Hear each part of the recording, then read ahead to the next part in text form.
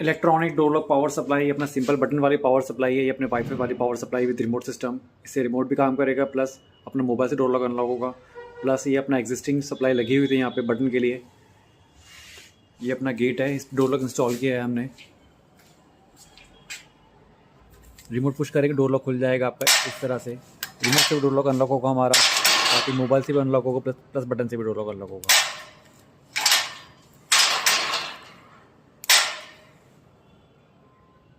Link हमने electronic door lock with 8 किस computerise. ये सारा मटेरियल अवेलेबल है हमारे पास। ये मटेरियल आपको मिल जाएगा all over India by courier service.